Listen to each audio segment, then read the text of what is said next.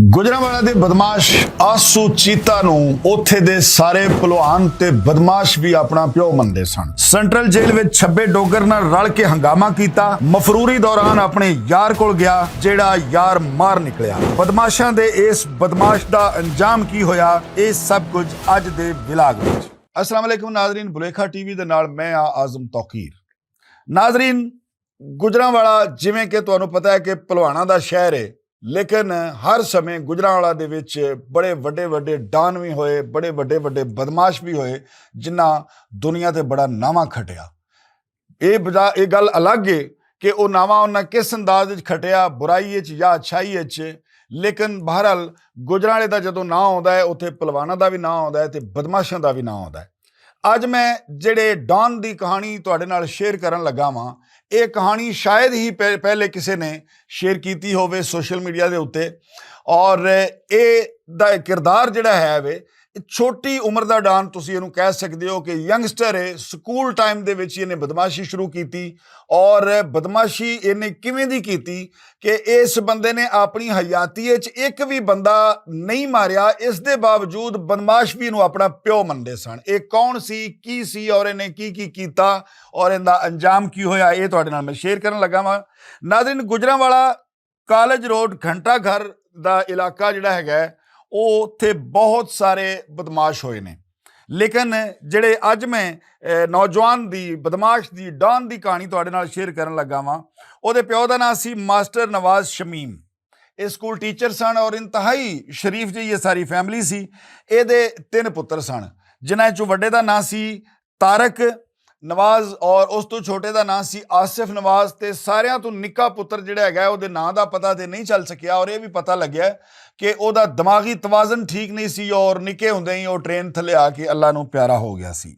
ਖੈਰ, ਮਾਸਟਰ ਸਾਹਿਬ ਨੇ ਆਪਣੇ ਦੋਵਾਂ ਪੁੱਤਰਾਂ ਨੂੰ ਪੜ੍ਹਾਇਆ ਲਿਖਾਇਆ। ਚੁੱਕੇ ਸ਼ਰੀਫ ਆਦਮੀ ਸੀ ਔਰ ਤਾਲੀਮ ਵੱਲ ਉਹਦਾ ਬਹੁਤ ਜ਼ਿਆਦਾ ਰੁਝਾਨ ਸੀ। ਉਹਨੇ ਆਪਣੇ ਦੋਵਾਂ ਪੁੱਤਰਾਂ ਨੂੰ ਪੜ੍ਹਾਇਆ। ਵੱਡਾ ਪੁੱਤਰ ਜਿਹੜਾ ਤਾਰਕ ਨਵਾਜ਼ ਹੈ, ਉਹ ਵੀ ਪਿਓ ਵਾਂਗੂ ਸਕੂਲ ਟੀਚਰ ਲੱਗ ਜਾਂਦਾ ਵੇ, ਤੇ ਨਿੱਕਾ ਆਸਿਫ ਨਵਾਜ਼ ਜਿਹੜਾ ਹੈ ਉਹ ਅਜੇ ਸਟੂਡੈਂਟ ਸੀ। ਨਾਜ਼ਰੀਨ, ਜਿਵੇਂ ਕਿ ਮੈਂ ਦੱਸਿਆ ਕਿ ਇਹ ਜਿਹੜਾ ਇਲਾਕਾ ਵੇ ਕਾਲਜ ਰੋਡ, ਇੱਥੇ ਕਈ ਪਹਿਲਵਾਨ ਹੋਏ ਨੇ। ਖਾਸ ਕਰਕੇ ਉਹ ਮੁਹੱਲਾ ਜਿੱਥੇ ਇਹ ਰਹਿੰਦੇ ਸਨ ਆਸਿਫ ਨਵਾਜ਼ ਹੋਰੀ, ਉੱਥੇ ਮਾਜੂ ਪਹਿਲਵਾਨ, ਬਿੱਲੂ ਘੰਟਾ ਘਰੀਆ, ਬਾਲਾ ਪੀਰੇ ਵਾਲਾ, ਇਹ ਸਾਰੇ ਉਸੇ ਮੁਹੱਲੇ ਦੇ ਹੀ ਰਹਿਣ ਵਾਲੇ ਸਨ। ਹੁਣ ਸਿਆਣੇ ਕਹਿੰਦੇ ਨੇ ਕਿ ਬੰਦਾ ਜਿਵੇਂ ਦੀ ਮਹਿਫਲ ਵਿੱਚ ਬਹਿੰਦਾ ਹੋਵੇ ਉਹਦੇ ਤੇ ਉਂਝ ਦੇ ਅਸਰਾਤ ਲਾਜ਼ਮੀ ਹੁੰਦੇ ਨੇ। ਜੇ ਲੋਹਾਰਾਂ ਦੀ ਦੁਕਾਨ ਤੇ ਬਹੋਗੇ ਤੇ ਤੁਹਾਡੇ ਕੱਪੜੇ ਜ਼ਰੂਰ ਸੜਨਗੇ, ਤੁਹਾਡੇ ਉੱਤੇ ਚਿਣਗਾਂ ਜ਼ਰੂਰ ਪੈਣਗੀਆਂ। ਤੋ ਇਹੀ ਕੰਮ ਆਸਿਫ ਨਵਾਜ਼ ਨਾਲ ਹੋਇਆ। ਆਸਿਫ ਨਵਾਜ਼ ਨੇ ਤਾਲੀਮ ਦੇ ਦੌਰਾਨ ਹੀ ਬਦਮਾਸ਼ਾਂ ਕੋਲ ਉੱਠਣਾ ਬਹਿਣਾ ਸ਼ੁਰੂ ਕਰ ਦਿੱਤਾ ਔਰ ਉਸ ਸੋਬਤ ਦਾ ਅਸਰ ਉਹਦੇ ਤੇ ਇਸ ਤਰ੍ਹਾਂ ਹੋਇਆ ਕਿ ਉਹ ਵੀ ਬਦਮਾਸ਼ੀ ਦੀ ਲਾਈਨ ਉੱਤੇ ਟੁਰਨਾ ਸ਼ੁਰੂ ਹੋ ਗਿਆ ਸਟੂਡੈਂਟ ਲਾਈਫ ਦੇ ਵਿੱਚ ਹੀ।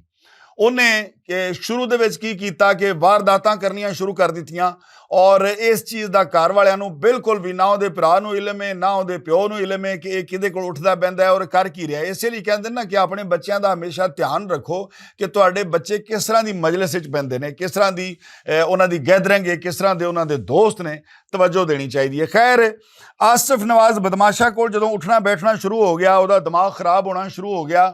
ਲਵੀ ਉਮਰ ਸੀ, ਸਟੂਡੈਂਟ ਸੀ, ਜਜ਼ਬਾਤੀ ਸੀ ਔਰ ਬਹਾਦਰ ਵੀ ਹੈ ਸੀ, ਤੇ ਉਹਨੇ ਵਾਰਦਾਤਾਂ ਸ਼ੁਰੂ ਕਰ ਦਿੱਤੀਆਂ।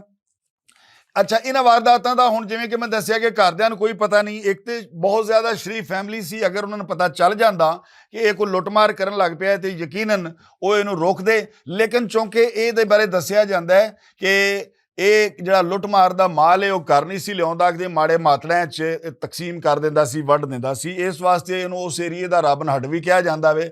ਔਰ ਇਹਦਾ ਨਾਂ ਜਿਹੜਾ ਹੈਗਾ ਉਹ ਆਸਿਫ ਨਵਾਜ਼ ਤੋਂ ਵਾਰਦਾਤਾਂ ਕਰਨ ਤੋਂ ਬਾਅਦ, ਲੜਾਈਆਂ ਝਗੜੇ ਕਰਨ ਤੋਂ ਬਾਅਦ, ਫੈਰਿੰਗਾਂ ਕਰਨ ਤੋਂ ਬਾਅਦ ਜਦੋਂ ਇਲਾਕੇ ਵਿੱਚ ਦਹਿਸ਼ਤ ਦੀ ਇਲਾਮਤ ਬਣ ਜਾਂਦਾ ਵੇ ਤੇ ਇਹਦਾ ਨਾਂ ਪੈ ਜਾਂਦਾ ਹੈ ਆਸੂ ਚੀਤਾ।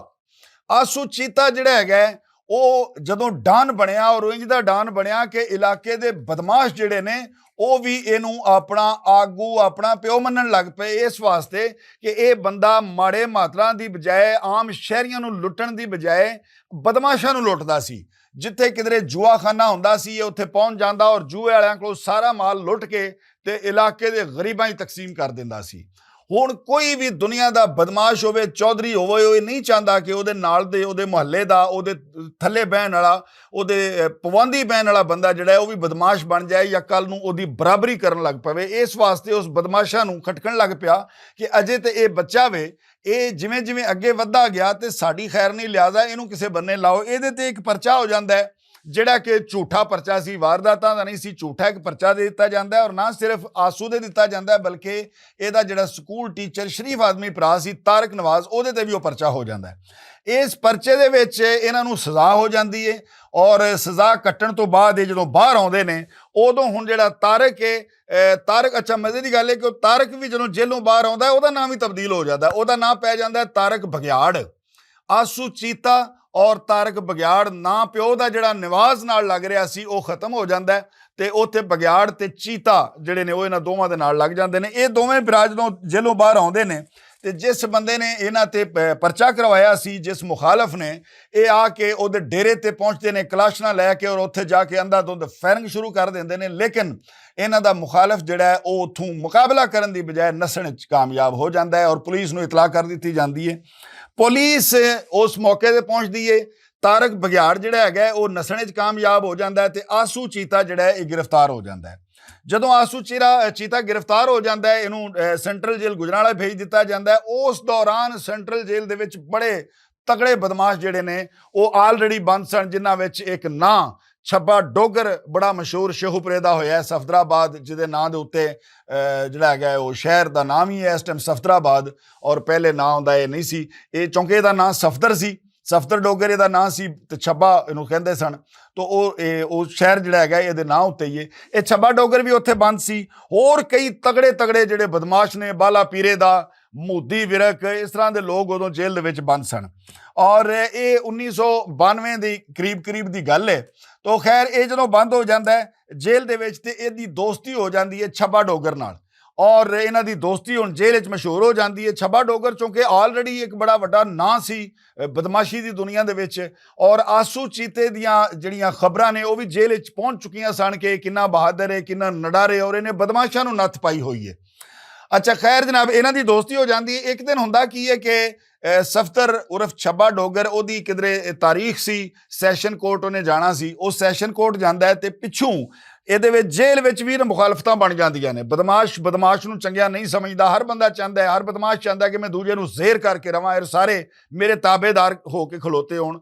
ਉੱਥੇ ਇੱਕ ਬਾਬਰ ਲੋਹੇ ਵਾਲਾ ਔਰ ਹੋਰ ਕੁਝ ਇਸ ਤਰ੍ਹਾਂ ਦੇ ਬਦਮਾਸ਼ ਬੰਦ ਸਨ, ਉਹਨਾਂ ਆਸੂ ਦੇ ਉੱਤੇ ਹਮਲਾ ਕਰ ਦਿੱਤਾ ਔਰ ਆਸੂ ਨੂੰ ਮਾਰ ਕੇ ਸ਼ਦੀਦ ਜ਼ਖਮੀ ਕਰ ਦਿੰਦੇ ਨੇ ਔਰ ਇਸ ਤੋਂ ਬਾਅਦ ਇਹਨੂੰ ਇਹਨਾਂ ਕੋ ਜ਼ਖਮੀ ਕਰਦੇ ਨੇ ਕਿ ਜੇਲ੍ਹ ਦੇ ਹਸਪਤਾਲ ਦੀ ਬਜਾਏ ਇਹਨੂੰ ਸਿਵਲ ਹਸਪਤਾਲ ਸ਼ਿਫਟ ਕਰ ਦਿੱਤਾ ਜਾਂਦਾ ਵੇ। ਜ਼ਖਮੀ ਹਾਲਤ ਦੇ ਵਿੱਚ ਇਹਦਾ ਇਲਾਜ ਸ਼ੁਰੂ ਹੋ ਜਾਂਦਾ ਹੈ। ਇਹਦੇ ਭਰਾ ਨੂੰ ਜਦੋਂ ਇਸ ਗੱਲ ਦਾ ਤਾਰਿਕ ਬਗਿਆੜ ਨੂੰ ਪਤਾ ਲੱਗਦਾ ਵੇ ਕਿ ਆਸੂ ਸ਼ਦੀਦ ਜ਼ਖਮੀ, ਉਹਦੇ ਤੇ ਹਮਲਾ ਕੀਤਾ ਗਿਆ ਵੇ, ਤੇ ਉਹ ਕੀ ਕਰਦਾ ਹੈ, ਆਪਣੇ ਭਰਾ ਨੂੰ ਛੁਡਾਉਣ ਵਾਸਤੇ ਹਸਪਤਾਲ ਉੱਤੇ ਆ ਕੇ ਪੁਲਿਸ ਨਾਲ ਫਾਇਰਿੰਗ ਕਰ ਦਿੰਦਾ ਵੇ। ਪੁਲਿਸ ਮੁਕਾਬਲਾ ਹੋ ਜਾਂਦਾ ਹੈ ਔਰ ਸ਼ਦੀਦ ਕਿਸਮ ਦੀ ਫਾਇਰਿੰਗ ਹੁੰਦੀ ਹੈ। ਜ਼ਾਰੀ ਬਾਤ ਹੈ ਉਹਦੇ ਨਾਲ ਹੋਰ ਵੀ ਬੰਦੇ ਉਹ ਨਾਲ ਲੈ ਕੇ ਆਉਂਦਾ ਵੇ ਕਿ ਮੈਂ ਆਪਣੇ ਭਰਾ ਨੂੰ ਇੱਥੋਂ ਛੁਡਾਵਾਂ ਔਰ ਬਾਅਦ ਵਿੱਚ ਜਿਨ੍ਹਾਂ ਇਹਦੇ ਤੇ ਹਮਲਾ ਕੀਤਾ ਉਹਨਾਂ ਕੋਲੋਂ ਅਸੀਂ ਬਦਲਾ ਵੀ ਲੈਣਾ ਵੇ। ਖੈਰ ਬਹੁਤ ਜ਼ਿਆਦਾ ਫਾਇਰਿੰਗ ਹੁੰਦੀ ਹੈ, ਹਸਪਤਾਲ ਮੈਦਾਨੇ ਜੰਗ ਬਣ ਜਾਂਦਾ ਹੈ, ਲੇਕਿਨ ਪੁਲਿਸ ਜਿਹੜੀ ਉਹ ਡਟ ਕੇ ਮੁਕਾਬਲਾ ਕਰਦੀ ਹੈ ਤੇ ਉਹ ਆਸੂ ਨੂੰ ਨੱਸਣ 'ਚ ਕਾਮਯਾਬ ਨਹੀਂ ਹੋਣ ਦਿੰਦੀ। ਖੈਰ ਉਸ ਤੋਂ ਬਾਅਦ ਇਹਨੂੰ ਫਿਰ ਜਿਹੜਾ ਹੈ ਉਹ ਜੇਲ੍ਹ ਦੇ ਵਿੱਚ ਸ਼ਿਫਟ ਕਰ ਦਿੱਤਾ ਜਾਂਦਾ ਵੇ। ਜਦੋਂ ਆਸੂ ਨੂੰ ਦੁਬਾਰਾ ਜੇਲ੍ਹ ਦੇ ਵਿੱਚ ਸ਼ਿਫਟ ਕਰ ਦਿੱਤਾ ਜਾਂਦਾ ਵੇ ਤੇ ਜੇਲ੍ਹ ਜਾਂਦੇ ਹੀ ਇਹਨੇ ਸੁਪਰਡੈਂਟ ਨੂੰ ਕਿਹਾ, ਗੱਲ ਇਹ ਵੇ ਕਿ ਜਿਨ੍ਹਾਂ ਮੇਰੇ ਤੇ ਹਮਲਾ ਕੀਤਾ ਹੈ, ਬਾਬਰ ਲੋਹੇ ਵਾਲਾ ਵਗੈਰਾ, ਇਹਨਾਂ ਸਾਰਿਆਂ ਨੂੰ ਕਿਸੇ ਹੋਰ ਜੇਲ੍ਹ ਸ਼ਿਫਟ ਕਰ ਦਿਓ। ਅਗਰ ਇਹ ਇੱਥੇ ਰਹਿ ਤੇ ਮੈਂ ਜੇਲ੍ਹ ਦੇ ਵਿੱਚ ਇੰਜ ਦੀ ਹੰਗਾਮਾ ਰਾਈ ਕਰਾਂਗਾ ਕਿ ਤਾਰੀਖ ਯਾਦ ਰੱਖੇਗੀ। ਲੇਕਿਨ ਸੁਪਰਡੈਂਟ ਕੋਈ ਇਸ ਗੱਲ ਦਾ ਐਡਾ ਨੋਟਿਸ ਨਹੀਂ ਲੈਂਦਾ ਕਿਉਂਕਿ ਉਹਦੀਆਂ ਨਜ਼ਰਾਂ 'ਚ ਆਸੂ ਚੀਤਾ ਅਜੇ ਕੋਈ ਐਡਾ ਵੱਡਾ ਬਦਮਾਸ਼ ਨਹੀਂ ਸੀ ਜਿਹਦੀ ਵਜ੍ਹਾ ਤੋਂ ਮੁਲਜ਼ਮਾਂ ਨੂੰ ਕਿਸੇ ਹੋਰ ਜੇਲ੍ਹ ਸ਼ਿਫਟ ਕੀਤਾ ਜਾਂਦਾ। ਉਹ ਜਦੋਂ ਨੋਟਿਸ ਨਹੀਂ ਲੈਂਦਾ ਤੇ ਹੁਣ ਛੱਬੇ ਡੋਗਰ ਨੂੰ ਵੀ ਪਤਾ ਸੀ ਕਿ ਆਸੂ ਨੂੰ ਇਹਨਾਂ ਲੋਕਾਂ ਨੇ ਹਮਲਾ ਕਰਕੇ ਜ਼ਖਮੀ ਕੀਤਾ ਹੈ। ਇੱਕ ਦਿਨ ਹੁੰਦਾ ਹੈ ਵੇ ਜਨਾਬ ਅਲੀ ਕਿ ਬਾਬਰ ਲੋਹੇ ਵਾਲਾ ਇਹਨਾਂ ਦੀ ਬਾਰਕ ਦੇ ਸਾਹਮਣੇ ਗੁਜ਼ਰਦਾ ਵੇ। ਜਦੋਂ ਗੁਜ਼ਰਦਾ ਵੇ ਤੇ ਛੱਬਾ ਡੋਗਰ ਤੇ ਆਸੂ ਚੀਤਾ ਉਹਦੇ ਤੇ ਹਮਲਾ ਕਰ ਦਿੰਦੇ ਨੇ ਔਰ ਉਹਨੂੰ ਬਹੁਤ ਜ਼ਿਆਦਾ ਜ਼ਖਮੀ ਕਰ ਦਿੱਤਾ ਜਾਂਦਾ ਹੈ। ਨਾਲ ਹੀ ਜੇਲ੍ਹ ਦੇ ਵਿੱਚ ਹੰਗਾਮਾ ਰਾਈ ਸ਼ੁਰੂ ਹੋ ਜਾਂਦੀ ਹੈ। ਹੰਗਾਮਾ ਰਾਈ ਇੰਜ ਦੀ ਸ਼ੁਰੂ ਹੋ ਜਾਂਦੀ ਹੈ ਕਿ ਜੇਲ੍ਹ ਸੈਂਟਰਲ ਜੇਲ੍ਹ ਗੁਜਰਾਂਵਾਲਾ ਇੰਜ ਲੱਗ ਰਹੀ ਸੀ ਜਿਵੇਂ ਕੋਈ ਪਾਕ ਭਾਰਤ ਜੰਗ ਤੇ ਛਿੜ ਗਈ ਹੋਵੇ, ਇੰਨੀ ਕੁ ਉੱਥੇ ਹੰਗਾਮਾ ਰਾਈ ਹੁੰਦੀ ਹੈ। ਔਰ ਆਸੂ ਚੀਤਾ ਔਰ ਛੱਬਾ ਡੋਗਰ ਜਿਹੜੇ ਨੇ ਉਹ ਜੇਲ੍ਹ ਦੀ ਛੱਤ ਤੇ, ਬਾਰਕ ਦੀ ਛੱਤ ਤੇ ਚੜ੍ਹ ਜਾਂਦੇ ਨੇ। ਛੱਤ ਤੇ ਚੜ੍ਹ ਕੇ ਤੇ ਸੁਪਰਡੈਂਟ ਨੂੰ ਔਰ ਦੀਗਰ ਜੇਲ੍ਹ ਦੀ ਇੰਤਜ਼ਾਮੀਆ ਨੂੰ ਗਾਲਾਂ ਕੱਢਣਾ ਸ਼ੁਰੂ ਕਰ ਦਿੰਦੇ ਨੇ ਔਰ ਨਾਲ ਹੀ ਕਹਿੰਦੇ ਨੇ ਕਿ ਹੁਣ ਅਸੀਂ ਜੇਲ੍ਹ 'ਚ ਯਾਨੀ ਬਾਰਕ ਦੇ ਵਿੱਚ ਅਸੀਂ ਬੰਦ ਨਹੀਂ ਹੋਣਾ ਔਰ ਅਸੀਂ ਆਪਣੀ ਮਰਜ਼ੀ ਨਾਲ ਹੁਣ ਜੇਲ੍ਹ ਕੱਟਾਂਗੇ। ਖੈਰ ਹੰਗਾਮਾ ਰਾਈ ਇਸ ਹੱਦ ਤੱਕ ਵੱਧ ਜਾਂਦੀ ਹੈ ਕਿ ਗੁਜਰਾਂਵਾਲਾ ਪੁਲਿਸ ਕੰਟਰੋਲ ਕਰਨ ਵਿੱਚ ਨਾਕਾਮ ਹੋ ਜਾਂਦੀ ਹੈ। IG ਪੰਜਾਬ ਸਾਹਿਬ ਮੌਕੇ ਉੱਤੇ ਪਹੁੰਚ ਜਾਂਦੇ ਨੇ, ਹੋਰ ਕੁਝ ਸਿਆਸਤਦਾਨ ਇਲਾਕੇ ਦੇ ਉਹ ਮੌਕੇ ਤੇ ਪਹੁੰਚ ਜਾਂਦੇ ਨੇ, ਆਸੂ ਨਾਲ ਮਜ਼ਾਕਰਾਤ ਕਰਦੇ ਨੇ, ਲੇਕਿਨ ਆਸੂ ਕੋਈ ਗੱਲ ਨਹੀਂ ਮੰਨਦਾ ਔਰ ਜੇਲ੍ਹ ਦੀ ਛੱਤ ਉੱਤੇ ਬਦਸਤੂਰ ਸਾਰਿਆਂ ਨੂੰ ਗਾਲਾਂ ਕੱਢੀ ਜਾ ਰਿਹਾ ਵੇ। ਫਿਰ ਉਹਨਾਂ ਕੀ ਕੀਤਾ ਕਿ ਉਹ ਆਸੂ ਦੇ ਘਰ ਜਾਂਦੇ ਨੇ, ਇਹਦੇ ਪਿਓ ਨੂੰ ਨਾਲ ਲੈ ਕੇ ਆਉਂਦੇ ਨੇ। ਹੁਣ ਪਿਓ ਇੰਨਾ ਕੋਈ ਸ਼ਰੀਫ ਆਦਮੀ ਸੀ, ਇਹ ਸਾਰਾ ਕੁਝ ਹੋਣ ਦੇ ਬਾਵਜੂਦ ਵੀ ਉਹਨੇ ਕਿਹਾ ਕਿ ਮੈਂ ਆਸੂ ਦੇ ਮੱਥੇ ਨਹੀਂ ਲੱਗਣਾ, ਤੁਸੀਂ ਮੇਰੇ ਕੋਲੋਂ ਜਿਹੜਾ ਇੱਥੇ ਦੀ ਮਸਜਿਦ ਦੀ ਹੈ ਜੇਲ੍ਹ ਦੇ ਵਿੱਚ ਉਹਦੇ ਸਪੀਕਰ ਤੇ ਮੇਰੇ ਕੋਲ ਐਲਾਨ ਕਰਵਾਓ ਤੇ ਮੈਂ ਐਲਾਨ ਤੇ ਉਹਨੂੰ ਕਹਿ ਦਿੰਦਾ ਵਾਂ ਕਿ ਬੰਦੇ ਦਾ ਪੁੱਤਰ ਬਣ। ਖੈਰ ਉਹ ਐਲਾਨ ਕਰਕੇ ਆਸੂ ਨੂੰ ਕਹਿੰਦਾ ਕਿ ਇਨਸਾਨ ਬਣ ਜਾ ਤੇ ਜੇਲ੍ਹ ਦੀ ਛੱਤ ਤੋਂ ਥੱਲੇ ਆ ਔਰ ਇਨਸਾਨੀਆਂ ਨਾਲ ਮਜ਼ਾਕਰਾਤ ਕਰ ਤੇ ਬੰਦਿਆਂ ਵਾਂਗੂ ਜੇਲ੍ਹ ਕੱਟ। ਆਸੂ ਜਦੋਂ ਪਿਓ ਦੀ ਗੱਲ ਸੁਣਦਾ ਹੈ ਉਸ ਤੋਂ ਬਾਅਦ ਇਹ ਜਿਹੜਾ ਹੈ ਵੇ ਉਹ ਜੇਲ੍ਹ ਤੋਂ ਥੱਲੇ ਆ ਜਾਂਦਾ, ਛੱਤ ਤੋਂ ਥੱਲੇ ਆ ਜਾਂਦੇ ਨੇ। ਔਰ ਉਸ ਤੋਂ ਬਾਅਦ ਕੀ ਕੀਤਾ ਜਾਂਦਾ ਕਿ ਦੂਸਰੇ ਦਿਨ ਇਸ ਹੰਗਾਮਾ ਰਾਈ ਦੇ ਜਿਹੜਾ ਉੱਥੇ ਦਾ ਸੁਪਰਡੈਂਟ ਜੇਲ੍ਹ ਸੀ ਉਹਨੂੰ ਤਬਦੀਲ ਕਰ ਦਿੱਤਾ ਜਾਂਦਾ ਹੈ ਔਰ ਨਵਾਂ ਸੁਪਰਡੈਂਟ ਜੇਲ੍ਹ ਜਿਹੜਾ ਹੈਗਾ ਉਹ ਆ ਜਾਂਦਾ ਵੇ। ਨਵਾਂ ਜਿਹੜਾ ਸੁਪਰਡੈਂਟ ਆਂਦਾ ਵੇ ਉਹ ਆਉਂਦਿਆਂ ਨਾਲ ਹੀ ਉਹਨੇ ਵੇਖਿਆ ਕਿ ਇਹ ਹੰਗਾਮਾ ਰਾਈ ਹੋਈ ਔਰ ਕਿੰਨੇ ਕਿੰਨੇ ਕੀਤੀ, ਕੌਣ ਕੌਣ ਇਹਦੇ ਵਿੱਚ ਸ਼ਾਮਲ ਸੀ, ਤੇ ਉਹ ਇਹ ਕਰਦਾ ਹੈ ਕਿ ਇਹਨੂੰ ਚੱਕੀ ਬੰਦ ਕਰ ਦਿੰਦਾ ਹੈ ਆਸੂ ਨੂੰ। ਜਦੋਂ ਆਸੂ ਨੂੰ ਚੱਕੀ ਬੰਦ ਕਰ ਦਿੰਦਾ ਹੈ ਫਿਰ ਜੇਲ੍ਹ ਦੇ ਵਿੱਚ ਇੱਕ ਵਾਰੀ ਹੰਗਾਮਾ ਰਾਈ ਹੋ ਜਾਂਦੀ ਹੈ, ਬਹੁਤ ਜ਼ਿਆਦਾ ਰੌਲਾ ਪੈਂਦਾ ਹੈ, ਲੇਕਿਨ ਇਹ ਚੌਂਕੇ ਚੱਕੀ ਬੰਦ ਹੋ ਚੁੱਕਿਆ ਸੀ, ਹੁਣ ਇਹਦੇ ਨਾਲ ਦੇ ਕੁਛ ਨਹੀਂ ਸੀ ਕਰ ਸਕਦੇ। ਖੈਰ ਇੱਕ ਵਕਤ ਗੁਜ਼ਰਦਾ ਹੈ, ਉਸ ਤੋਂ ਬਾਅਦ ਜੇਲ੍ਹੋਂ ਉਸ ਕੇਸ ਦੇ ਵਿੱਚ ਆਸੂ ਜਿਹੜਾ ਹੈਗਾ ਉਹ ਬਾਹਰ ਆ ਜਾਂਦਾ ਹੈ। ਜਦੋਂ ਬਾਹਰ ਆ ਜਾਂਦਾ ਹੈ ਤਾਂ ਫਿਰ ਆ ਕੇ ਅੱਤ ਮਚਾ ਦਿੰਦਾ ਵੇ, ਆ ਕੇ ਉਹ ਬਦਮਾਸ਼ਾਂ ਦੇ ਡੇਰਿਆਂ ਉੱਤੇ ਫਾਇਰਿੰਗਾਂ ਕਰਦਾ ਵੇ, ਬਦਮਾਸ਼ਾਂ ਨੂੰ ਨਸਾਂਦਾ ਵੇ। ਔਰ ਉਹਨਾਂ ਬਦਮਾਸ਼ਾਂ ਦੇ ਤੁਹਾਨੂੰ ਮੈਂ ਨਾਂ ਦੱਸਾਂ ਤੇ ਤੁਸੀਂ ਹੈਰਾਨ ਰਹਿ ਜਾਓਗੇ। ਇੱਕ ਸਟੂਡੈਂਟ ਅਜੇ ਉਹਦੀ ਜਿਹੜੀ ਹੈ ਬਾਲੀ ਉਮਰ ਤੁਸੀਂ ਕਹਿ ਸਕਦੇ ਹੋ, ਇਸ ਏਜ ਦੇ ਵਿੱਚ ਇੱਕ ਬੱਚਾ ਅਜੇ ਤੁਸੀਂ ਉਹਨੂੰ ਕਹਿ ਸਕਦੇ ਹੋ ਸਟੂਡੈਂਟ ਹੈਗਾ, FA BA ਦਾ ਸਟੂਡੈਂਟ ਸੀ।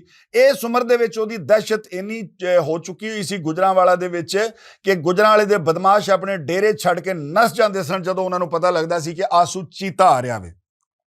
ਖੈਰ ਪੁਲਿਸ ਜਿਹੜੀ ਹੈਗੀ ਇਹਦੇ ਤੇ ਪਰਚੇ ਹੋ ਜਾਂਦੇ ਨੇ ਹੋਰ, ਔਰ ਉਹਨਾਂ ਪਰਚਿਆਂ ਦੇ ਵਿੱਚ ਇਹ ਫੈਸਲਾ ਕਰਦਾ ਹੈ ਕਿ ਹੁਣ ਮੈਂ ਜੇਲ੍ਹ ਨਹੀਂ ਜਾਣਾ, ਮੈਂ ਗ੍ਰਿਫਤਾਰੀ ਨਹੀਂ ਦੇਣੀ, ਸਗੋਂ ਮੈਂ ਹੁਣ ਬਾਹਰ ਹੀ ਰਹਿਣਾ। ਤੋਂ ਇਹ ਮਫਰੂਰ ਹੋ ਜਾਂਦਾ ਵੇ। ਕਈ ਕੇਸਿਸ ਦੇ ਵਿੱਚ ਪੁਲਿਸ ਇਹਦੇ ਪਿੱਛੇ ਹੁੰਦੀ ਹੈ, ਲੇਕਿਨ ਇਹ ਪੁਲਿਸ ਦੇ ਕਿਧਰੇ ਵੀ ਹੱਥ ਨਹੀਂ ਆਉਂਦਾ। ਤੇ ਇੱਕ ਦਿਨ ਆਪਣਾ ਇਹਦਾ ਇੱਕ ਸੱਜਣ ਸੀ, ਇਹ ਕਹਿੰਦਾ ਕਿ ਕੁਝ ਦਿਨਾਂ ਲਈ ਮੈਂ ਪੁਲਿਸ ਤੋਂ ਥੋੜੀ ਜਿਹੀ ਦੂਰੀ ਇਖਤਿਆਰ ਕਰਨਾ ਵਾ ਔਰ ਆਪਣੇ ਇੱਕ ਮਿੱਤਰ ਕੋਲ, ਆਪਣੇ ਇੱਕ ਸੱਜਣ ਕੋਲ ਟੁਰ ਜਾਂਦਾ ਵੇ। ਲੇਕਿਨ ਉਹ ਕਹਿੰਦੇ ਨੇ ਕਿ ਸੱਜਣ ਇਨਸ਼ਾਅੱਲਾ ਚੱਜਦਾ ਹੋਵੇ। ਇਹਦਾ ਜਿਹੜਾ ਉਹ ਸੱਜਣ ਸੀ ਆਸੂ ਚੀਤੇ ਦਾ, ਉਹ ਵੀ ਯਾਰ ਮਾਰ ਨਿਕਲਿਆ ਔਰ ਉਹਨੇ ਕੀ ਕੀਤਾ, ਜਦੋਂ ਇਹ ਜਾਂਦਾ ਹੈ ਤੇ ਉਹਦੇ ਮੁਖਾਲਫਾਂ ਨਾਲ ਰਲ ਜਾਂਦਾ ਹੈ ਔਰ ਮੁਖਾਲਫਾਂ ਦੇ ਕਹਿਣ ਦੇ ਉੱਤੇ ਆਸੂ ਦਾ ਅਸਲਾ ਗਾਇਬ ਕਰਕੇ ਮੁਖਾਲਫਾਂ ਨੂੰ ਇਤਲਾਹ ਕਰ ਦਿੰਦਾ ਕਿ ਆਸੂ ਇਸ ਟਾਈਮ ਨਿਹੱਤਾ ਵੇ, ਉਹਦੇ ਕੋਲ ਕੋਈ ਹਥਿਆਰ ਨਹੀਂ ਤੇ ਆ ਜਾਓ। ਉਹਦੇ ਮੁਖਾਲਫ ਆ ਜਾਂਦੇ ਨੇ ਔਰ ਉਹ ਆ ਕੇ ਫਾਇਰਿੰਗ ਕਰਕੇ ਆਸੂ ਨੂੰ ਅਗਲੇ ਜਹਾਨ ਅਪੜਾ ਦਿੰਦੇ ਨੇ। ਇੰਜ ਇਹਦਾ ਆਸੂ ਚੀਤੇ ਦਾ ਅੰਜਾਮ ਹੁੰਦਾ ਹੈ ਜਿਵੇਂ ਹੀ ਅਮੀਰ ਬਾਲਾਜ ਨੂੰ ਉਹਦੇ ਦੋਸਤ ਐਹਸਨ ਸ਼ਾਹ ਨੇ ਅਜੇ ਪਿਛਲੇ ਦਿਨਾਂ 'ਚ ਹੀ ਮਰਵਾ ਦਿੱਤਾ ਔਰ ਉਹ ਪਰਚਾ ਜਿਹੜਾ ਹੈਗਾ ਔਰ ਉਹ ਕੇਸ ਜਿਹੜਾ ਅੱਜ ਕੱਲ੍ਹ ਵੀ ਬੜਾ ਜ਼ੁਬਾਨੇ ਜ਼ਦਿਆਮ ਹੈ।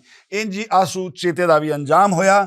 ਕਹਾਣੀ ਸੁਣਾਉਣ ਦਾ ਮਕਸਦ ਤੁਹਾਨੂੰ ਸਿਰਫ ਤਾਰੀਖ ਤੋਂ ਅਗਾਹ ਰੱਖਣਾ ਨਹੀਂ ਹੁੰਦਾ, ਬਲਕਿ ਇਹ ਵੀ ਹੁੰਦਾ ਹੈ ਕਿ ਆਪਣੇ ਬੱਚਿਆਂ ਦਾ ਧਿਆਨ ਰੱਖੋ। ਤੁਹਾਡੇ ਬੱਚੇ ਕਿਸ ਤਰ੍ਹਾਂ ਦੀ ਮਹਿਫਿਲ 'ਚ ਬਹਿੰਦੇ ਨੇ। ਅਗਰ ਆਸੂ ਚੀਤੇ ਨੂੰ ਉਹ ਬਦਮਾਸ਼ਾਂ ਦੀ ਮਹਿਫਿਲ ਨਾ ਮਿਲਦੀ ਤੇ ਹੋ ਸਕਦਾ ਹੈ ਉਹ ਵੀ ਕੋਈ ਸਕੂਲ ਟੀਚਰ ਹੁੰਦਾ ਜਾਂ ਕਿਸੇ ਅੱਛੇ ਅਹੁਦੇ ਤੇ ਜਾਂ ਕੋਈ ਸ਼ਰੀਫ ਆਦਮੀ ਬਣ ਕੇ ਆਪਣੀ ਜ਼ਿੰਦਗੀ ਗੁਜ਼ਾਰਦਾ। ਸੋ ਆਪਣੇ ਬੱਚਿਆਂ ਦਾ ਖਿਆਲ ਰੱਖੋ ਤੇ ਮਿਲਨੇ ਆ ਕਿਸੇ ਹੋਰ ਸਟੋਰੀ ਨਾਲ।